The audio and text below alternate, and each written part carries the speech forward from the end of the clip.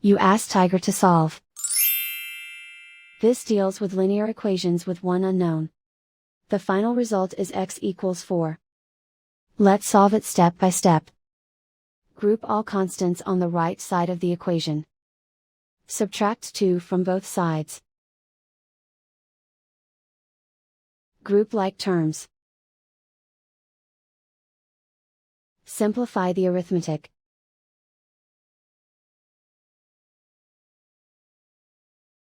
Isolate the x. Multiply both sides by inverse fraction 2 over -1.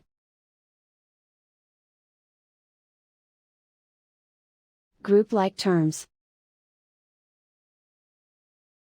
Multiply the coefficients. Simplify the arithmetic.